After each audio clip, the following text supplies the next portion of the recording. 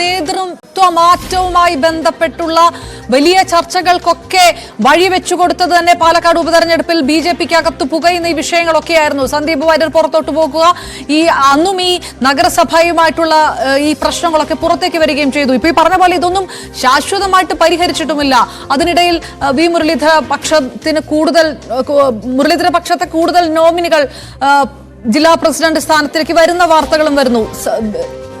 സംസ്ഥാന നേതൃമാറ്റം വരെ ഈ പൾസ് ഈ തരത്തിൽ തന്നെ തുടർന്നു പോകൂ എന്നുള്ളൊരു വിലയിരുത്തലാണോ നടക്കേണ്ടത്? അത് ആ വിഷയത്തിലേക്കും RSS നേരിട്ട് ഇടപെടാനുള്ള സാധ്യത കുറവല്ലേ? അത് വളരെ പ്രസക്തമാണ്. കാരണം ഇത് ഈ ജില്ലാ അധ്യക്ഷന്മാരെ പുതിയ സംഘടനാ ജില്ലകൾ രൂപീകരിച്ചു.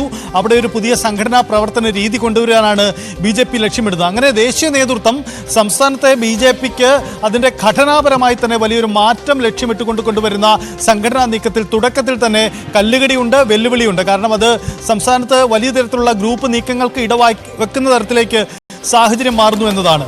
ഇപ്പോൾ ഈ ജില്ലാ അധ്യക്ഷന്മാരുടെ തെരഞ്ഞെടുപ്പും അതിൻ്റെ നിയമനവും തുടർ വിവാദങ്ങളുമാണ്. ഇനി ഉണ്ടാവാൻ പോകുന്നത് അധ്യക്ഷ സ്ഥാനത്തേക്കുള്ള നീക്കമാണ്.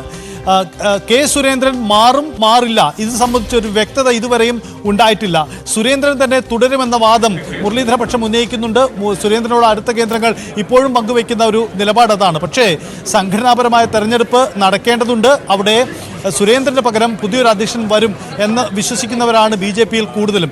എന്തായാലും ഇപ്പോഴത്തെ തർക്കങ്ങൾ അധ്യക്ഷ പദവിയിലേക്കും സംസ്ഥാന അധ്യക്ഷ പദവിയിലേക്കും നീളുമെന്ന് ഉറപ്പാണ്. അത് സ്വാഭാവികമായും പ്രകടമാവുകയും ചെയ്യും. അല്പസമയം മുമ്പ് കെ സുരേന്ദ്രൻ തൃശ്ശൂരിൽ മാധ്യമങ്ങളെ കണ്ടു. അദ്ദേഹം കേന്ദ്ര നേതൃത്വത്തിന്റെ തീരുമാനപ്രകാരം നടക്കുന്ന പുനഃസംഘടനയാണ്, അതിന് നിയതമായ രീതിയുണ്ട്. ഇത്തരം വാദങ്ങളൊക്കെ സുരേന്ദ്രൻ ഉയർത്തുന്നുണ്ട്. പക്ഷേ നടക്കുന്നത് അതല്ല, വലിയ തരത്തിലുള്ള തർക്കങ്ങളുണ്ട്.